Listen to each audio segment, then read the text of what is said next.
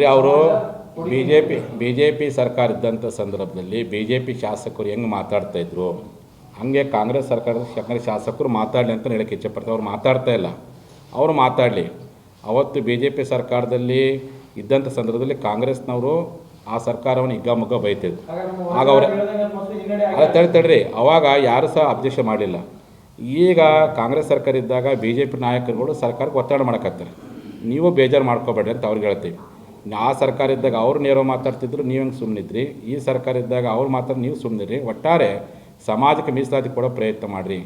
B J P ಸರ್ಕಾರದಾಗ ಹಿಂಗೆ ಬಸವನಗೌಡ ಪಾಟೀಲ್ ಯತ್ನಾಳ್ ಅವರು, Siddu Saudi, C ಪಾಟೀಲ್ರು, Veeranna Kadadi ಅವರು, ಕರಡಿ ಸಂಗಣ್ಣವರು, ಇವರೆಲ್ಲರೂ ಹೆಂಗೆ ಮಾತಾಡ್ತಿದ್ರು ಪಕ್ಷ ಭೇದ ಮರೆತು, ಹಾಗೆ ನೀವು 12 ಜನ ಶಾಸಕರು ಗೆದ್ದೀರಿ ಈ ಜನಾಂಗದ ಋಣದಲ್ಲಿ.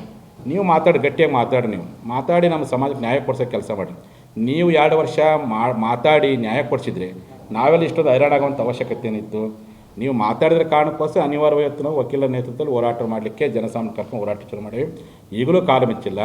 ನಿಮ್ಮ ಕೈಲಿ ಅವರಂಗೆ ಗಟ್ಟಿಯಾಗಿ ಮಾತಾಡೋಕ್ಕಾಗದೆ ಹೋದರೆ ಕೊನೆಯ ಪಕ್ಷ ಅಧಿವೇಶನದಲ್ಲಾದರೂ ಮಾತಾಡ್ರಿ ಅಂತೇಳಿ ನಮ್ಮೆಲ್ಲ ಶಾಸಕರು ಹೇಳಕ್ಕೆ ಇಚ್ಛೆಪಡ್ತೀನಿ.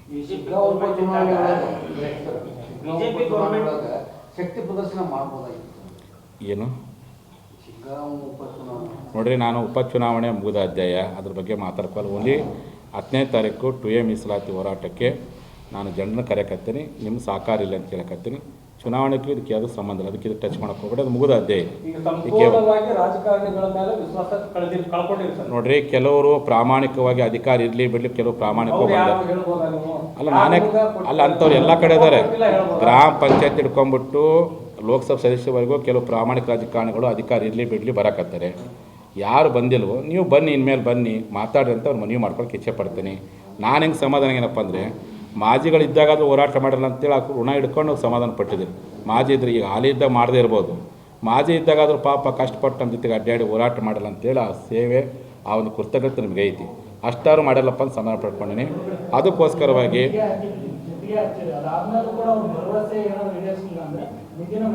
ಅದು ನಾವು ತೀರ್ಮಾನ ಮಾಡ್ತೀವಿ.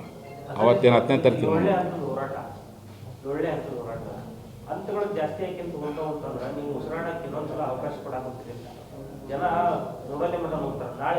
ಅಲ್ಲ. ಈಗ ಜನಕ್ಕಂದ್ರೆ ನೋಡ್ರಿ, 10ನೇ ತಾರೀಕು ಜನರ ತಾಳ್ಮೆ ಗೆಟ್ಬಿಟ್ಟೈತಿ. ಅವತ್ತು ಅವ್ರು ಏನು ಮಾಡ್ತಾರೆ ಗೊತ್ತು, ನಾನು ಮಾತ್ರ ಶಾಂತಿಯಿಂದ ಮಾಡಿ ಅಂತ ಹೇಳ್ತೀನಿ. ಅವತ್ತು ಜನ ಕ್ರಾಂತಿ ಮಾಡ್ತಾರೋ ಅದು ಜೈಲು ಬರೋ ಚೌಳಿ ಮಾಡ್ತಾರೋ ಗೊತ್ತಿಲ್ಲ. ಜನರು ಅಂತೂ ತಾಳ್ಮೆ ಗೆಟ್ಟೈತಿ. ಈ ಸರ್ಕಾರ ಏನು ನಿರ್ಲಕ್ಷ್ಯ ಮಾಡಿದೆಯಲ್ಲ, ಹಿಂದಿನ ಸರ್ಕಾರ ಕೊನೆ ಪಕ್ಷ ನಾವಿದ್ದಲ್ಲೇ ಬಂದು ಮಾತುಕತೆ ಮಾಡ್ತಿತ್ತು, ಸ್ಪಂದಿಸ್ತಿದ್ರು, ನಮ್ಮ ಹೋರಾಟಕ್ಕೊಂದು ಘನತೆ ಗೌರವ ಬರ್ತಿತ್ತು. ಇವರು ಏನೂ ನಮ್ಮನ್ನು ಎಲ್ಲೇ ಒಂದು ಕಡೆ ಅಷ್ಟೊಂದು ಎಷ್ಟು ಮಟ್ಟಿಗೆ ಸ್ಪಂದನೆ ಮಾಡಿದಂಥ ನಮ್ಮ ಜನರಿಗಿದೆ. ಅದನ್ನು ನಾಳೆ ಜನ ಅದನ್ನು ಹೆಂಗೆ ಪ್ರೀತಿಯಿಂದ ಮಾತಾಡ್ತಾರೋ ಅಥವಾ ಉಗ್ರವ ಮಾತಾಡ್ತಾರೋ ಗೊತ್ತಿಲ್ಲ. ನಾನು ಮತ್ತು ಚಳಿಗಾಲ ಹೋರಾಟದಾಗ ಅದಕ್ಕೆ ಹೇಳಿದಿಲ್ರಿ, ಈ ಸರಿ ಲಿಂಗಾಯತ್ ಪಂಚಮಸಾಲಿ ಮೀಸಲಾತಿ ಹೋರಾಟದ ಮುಂದಾಳತ್ವವನ್ನು ನಮ್ಮ ಜನಾಂಗದ ವಕೀಲರು ವಹಿಸ್ತಾರೆ. ಅವರಿಂದಗಡೆ ನಮ್ಮ ಸಮಾಜದ ರೈತರು ಇರ್ತಾರೆ, ಅವರಿಂದಗಡೆ ಟ್ಯಾಕ್ಟ್ ಇಡ್ತಾರೆ. ನಾವೆಲ್ಲ ಕುಡ್ಕೊಂಡು ಹೋರಾಟ ಮಾಡ್ತೀವಿ. ನಮ್ಮ ರಾಜಕಾರಣಿಗಳು ಅಧಿವೇಶನದಲ್ಲಿ ಮಾತಾಡಲಿ ಅಂತ ಹೇಳಕ್ಕೆ ಇಚ್ಛೆಪಡ್ತೀವಿ. ಅಧಿವೇಶನ ಮಾತಾಡಲಿ, ಅವರು ಮಾಜಿಗಳು ಬರಲಿ, ಆರುಗಳು ಅಧಿವೇಶನ ಮಾತಾಡಲಿ. ಅವರೆಲ್ಲ ಅಲ್ಲಿ ಮಾತಾಡೋಕೆ ಕೇಳೇನ ಅವರಿಗೆ. ನೀವು ಅಧಿವೇಶನ ಹೊರಗಡೆ ಹೋರಾಟ ಮಾಡ್ತೀವಿ, ಒಳಗಡೆ ಹೋರಾಟ ಮಾಡಿದ್ರು. ನಿಮಗೆ ಅಷ್ಟು ಧೈರ್ಯ ಇದ್ದರೆ ಹೊರಗಡೆ ಬರ್ರಿ. ಇಲ್ಲ ಸ್ವಾಮೀಜಿ, ಅಧಿವೇಶನ ಮಾತಾಡಿ ತಪ್ಪೇನೈತಿ. ನಾವು ಕೋಟ್ಯಾಂತರ ಜನ ಹೊರಗಿದ್ದು ಮಾತಾಡೋ ಒಂದೇ, ಒಬ್ಬ ಶಾಸಕರು ಅಧಿವೇಶನ ಮಾತಾಡೋ ಒಂದೇ, ಅಲ್ಲಿ ಮಾತಾಡಿ ಅಂತ ಅವ್ರಿಗೆ ಹೇಳಕ್ಕೆ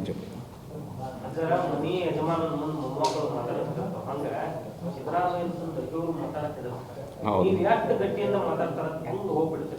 ಈಗ ಆ ಓಪು ಕಳ್ಕೊಂಡಿದ್ದಕ್ಕೇ ಹಿಂಗೆ ಹೋರಾಟ ಮಾಡೋಕತ್ತೇವಲ್ಲ. ಅವ್ರು ಮಾತಾಡಿದ್ರೆ ನಾವೇ ಹೋರಾಟ ಮಾಡ್ತಿದ್ವಿ. ಅವ್ರು ಯಾರೋ ಮಾತಾಡ್ತಿಲ್ಲ, ಅದಕ್ಕೋಸ್ಕರ ದೊಡ್ಡ ಸಮಸ್ಯೆ ಆಗೈತಿ. ಇಲ್ಲಿದ್ದಾಗೆ ಹುಲಿಯಂಗೆ ಮಾತಾಡ್ತಾರೆ, ಅಲ್ಲಿ ಹೋದಷ್ಟು ಹೆಂಗೆ ಆಗ್ತಾರಪ್ಪ ಅಂದ್ರೆ ಏನೂ ಮಾತಾಡೋದಿಲ್ಲ. ಮೊನ್ನೆ ನಾವು ಪ್ರತ್ಯಕ್ಷ ನೋಡ್ಬಿಟ್ಟೆ ನಾವೆಲ್ಲ. ಮೊನ್ನೆ CM ಮೀಟಿಂಗ್ ಕರೆದಾಗ ನೇರವಾಗಿ ಮಾತಾಡ್ಬೇಕಾಯ್ತು ಎಲ್ಲರೂ. ಕೊಡ್ರಿ ಮುಖ್ಯಮಂತ್ರಿಗಳೇ, ನಮ್ಮ ಮೀಸಲಾತಿಯನ್ನು ನಿಮ್ಗೆ ಪರಮಾಧಿಕಾರ. ಯಾರೂ ಮಾತಾಡಲಿಲ್ಲ, ವಕೀಲರೇ ನೋಡ್ರಿ. ಅದಕ್ಕೆ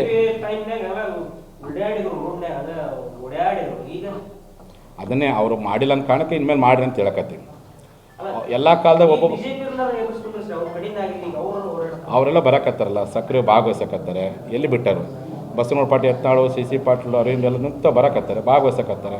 ಈಗ ಅವ್ರು ಸರ್ಕಾರ ಇಲ್ಲ, ಆದರೂ ಹೋರಾಟ ಬೆಂಬಲ ಕೊಡಕತ್ತಾರೆ. ಅಧಿಕಾರ ಇದ್ದಾಗ ಬೆಂಬಲ ಕೊಟ್ಟರು, ಈಗ ಅಧಿಕಾರ ಇಲ್ಲ ಬೆಂಬಲ ಕೊಟ್ಟು ಇವ್ರು ಹಂಗೆ ಮಾಡಲಿ ಅಂತ ಹೇಳಕತ್ತೀವಿ. ಅಧಿಕಾರ ಇಲ್ದಾಗ ಏನು ಬೆಂಬಲ ಕೊಟ್ಟರು, ನಿಮ್ಮ ಅಧಿಕಾರ ಬಂದೈತಿ ಮಾತಾಡ್ರಿ ಅಂತ ಹೇಳಕತ್ತೀವಿ. ನೋಡಿ, ಅವರು ಬಿ ಜೆ ಪಿ ಸರ್ಕಾರ ಇದ್ದಂಥ ಸಂದರ್ಭದಲ್ಲಿ ಬಿ ಜೆ ಪಿ ಶಾಸಕರು ಹೆಂಗೆ ಮಾತಾಡ್ತಾಯಿದ್ರು ಹಂಗೆ ಕಾಂಗ್ರೆಸ್ ಸರ್ಕಾರದ ಶಾಸಕರು ಮಾತಾಡಲಿ ಅಂತ ಹೇಳಕ್ಕೆ ಇಚ್ಛೆಪಡ್ತಾರೆ. ಅವ್ರು ಮಾತಾಡ್ತಾ ಇಲ್ಲ, ಅವರು ಮಾತಾಡಲಿ. ಅವತ್ತು ಬಿ ಜೆ ಪಿ ಸರ್ಕಾರದಲ್ಲಿ ಇದ್ದಂಥ ಸಂದರ್ಭದಲ್ಲಿ ಕಾಂಗ್ರೆಸ್ನವರು ಆ ಸರ್ಕಾರವನ್ನು ಹಿಗ್ಗಾಮುಗ್ಗ ಬೈತಿದ್ರು. ಆಗ ಅವ್ರು ಅಲ್ಲ ತಡ್ರಿ, ಅವಾಗ ಯಾರು ಸಹ ಅಬ್ಜೆಕ್ಷನ್ ಮಾಡಲಿಲ್ಲ.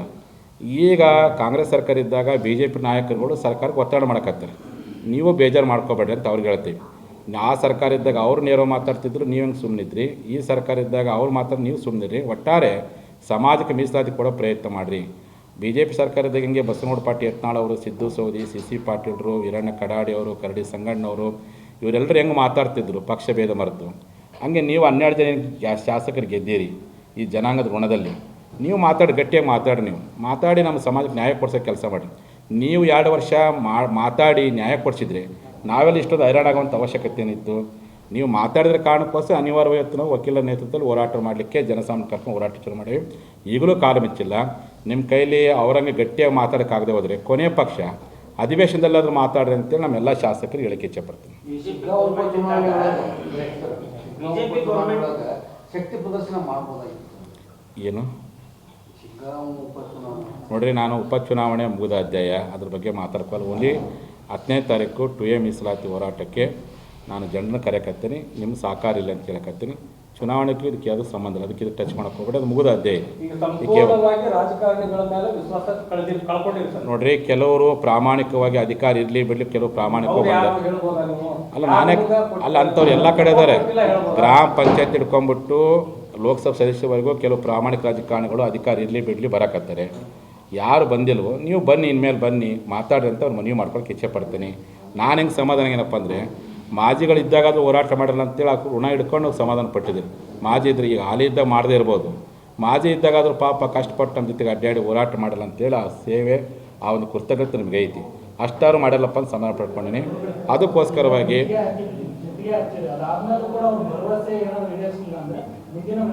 ಅದನ್ನು ಅವತ್ತು ತೀರ್ಮಾನ ಮಾಡ್ತೀವಿ. ಅವತ್ತೇನು 10ನೇ ತಾರೀಕು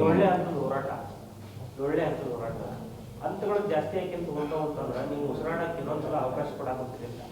ಜನ ನೋಡಲ್ಲೇ ಮಟ್ಟ ಹೋಗ್ತಾರೆ. ನಾಳೆ ವಕೀಲರು ಅಲ್ಲ, ಈಗ ಜನಕ್ಕಂದ್ರೆ ನೋಡ್ರಿ, 10ನೇ ತಾರೀಕು ಜನದ ತಾಳ್ಮೆ ಗೆಟ್ಬಿಟ್ಟೈತಿ. ಅವತ್ತು ಅವ್ರು ಏನು ಮಾಡ್ತಾರೆ ಗೊತ್ತು, ನಾನು ಮಾತ್ರ ಶಾಂತಿಯಿಂದ ಮಾಡಿ ಅಂತ ಹೇಳ್ತೀನಿ. ಅವತ್ತು ಜನ ಕ್ರಾಂತಿ ಮಾಡ್ತಾರೋ ಅದು ಜೈಲು ಬರೋ ಚೌಳಿ ಮಾಡ್ತಾರೋ ಗೊತ್ತಿಲ್ಲ. ಜನರು ಅಂತೂ ತಾಳ್ಮೆ ಗೆಟ್ಟೈತಿ. ಈ ಸರ್ಕಾರ ಏನು ನಿರ್ಲಕ್ಷ್ಯ ಮಾಡಿದೆಯಲ್ಲ, ಹಿಂದಿನ ಸರ್ಕಾರ ಕೊನೆ ಪಕ್ಷ ನಾವಿದ್ದಲ್ಲೇ ಬಂದು ಮಾತುಕತೆ ಮಾಡ್ತಿತ್ತು, ಸ್ಪಂದಿಸ್ತಿದ್ರು, ನಮ್ಮ ಹೋರಾಟಕ್ಕೆ ಒಂದು ಘನತೆ ಗೌರವ ಬರ್ತಿತ್ತು. ಇವರು ಏನೋ ನಮ್ಮನ್ನು ಎಲ್ಲೇ ಒಂದು ಕಡೆ ಅಷ್ಟೊಂದು ಎಷ್ಟು ಮಟ್ಟಿಗೆ ಸ್ಪಂದನೆ ಮಾಡಿದಂಥ ನೋವು ನಮ್ಮ ಜನರಿಗಿದೆ. ಅದನ್ನು ನಾಳೆ ಜನ ಅದನ್ನು ಹೆಂಗೆ ಪ್ರೀತಿಯಿಂದ ಮಾತಾಡ್ತಾರೋ ಅಥವಾ ಉಗ್ರವ ಮಾತಾಡ್ತಾರೋ ಗೊತ್ತಿಲ್ಲ. ನಾನು ಮತ್ತು ಚಳಿಗಾಲ ಹೋರಾಟದನ್ನ ಯತ್ನಾಳವರು ಈ ಸರಿ ಯಾರು ಬೇಕಲ್ಲ, ಯಾರೊಬ್ಬರು ಅದಕ್ಕೆ ಹೇಳಿದಿಲ್ರಿ, ಈ ಸರಿ ಲಿಂಗಾಯತ್ ಪಂಚಮಸಾಲಿ ಮೀಸಲಾತಿ ಹೋರಾಟದ ಮುಂದಾಳತ್ವವನ್ನು ನಮ್ಮ ಜನಾಂಗದ ವಕೀಲರು ವಹಿಸ್ತಾರೆ. ಅವರಿಂದಗಡೆ ನಮ್ಮ ಸಮಾಜದ ರೈತರು ಇರ್ತಾರೆ, ಅವರಿಂದಗಡೆ ಟ್ಯಾಕ್ಟ್ ಇಡ್ತಾರೆ. ನಾವೆಲ್ಲ ಕುಡ್ಕೊಂಡು ಹೋರಾಟ ಮಾಡ್ತೀವಿ. ನಮ್ಮ ರಾಜಕಾರಣಿಗಳು ಅಧಿವೇಶನದಲ್ಲಿ ಮಾತಾಡಲಿ ಅಂತ ಹೇಳಕ್ಕೆ ಇಚ್ಛೆ ಪಡ್ತಾರೆ. ಯಾವ ರಾಜಕಾರಣಿಗಳು ಅಧಿವೇಶನ ಮಾತಾಡಲಿ, ಅವರು ಮಾಜಿಗಳು ಬರಲಿ, ಆರುಗಳು ಅಧಿವೇಶನ ಮಾತಾಡಲಿ. ಅವರೆಲ್ಲ ಅಲ್ಲಿ ಮಾತಾಡೋಕೆ ಕೇಳೇನ ಅವರಿಗೆ. ನೀವು ಅಧಿವೇಶನ ಹೊರಗಡೆ ಹೋರಾಟ ಮಾಡ್ತೀನಿ, ಒಳಗಡೆ ಹೋರಾಟ ಮಾಡಿರಿ. ನಿಮಗೆ ಅಷ್ಟು ಧೈರ್ಯ ಇದ್ದರೆ ಹೊರಗಡೆ ಬರ್ರಿ. ಇಲ್ಲ ಸ್ವಾಮೀಜಿ, ಅಧಿವೇಶನ ಮಾತಾಡಿ ತಪ್ಪೇನೈತಿ. ನಾವು ಕೋಟ್ಯಾಂತರ ಜನ ಹೊರಗಿದ್ದು ಮಾತಾಡುವಂದೆ, ಒಬ್ಬ ಶಾಸಕರು ಅಧಿವೇಶನ ಮಾತಾಡುವಂದೆ, ಅಲ್ಲಿ ಮಾತಾಡಿ ಅಂತ ಅವ್ರಿಗೆ ಹೇಳಕ್ಕೆ ಇಚ್ಛೆ.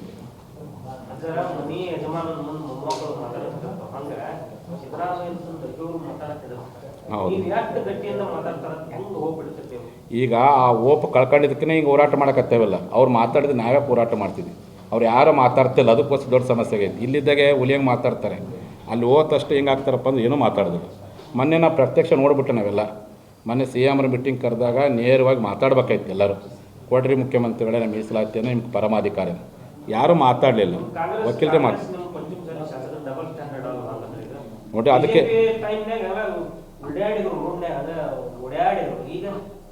ಅದನ್ನೇ ಅವರು ಮಾಡಿಲ್ಲ ಅಂತ ಕಾರಣಕ್ಕೆ ಇನ್ಮೇಲೆ ಮಾಡ್ರಿ ಅಂತ ಹೇಳಕತ್ತೀವಿ. ಎಲ್ಲ ಕಾಲದಾಗ ಒಬ್ಬೊಬ್ಬ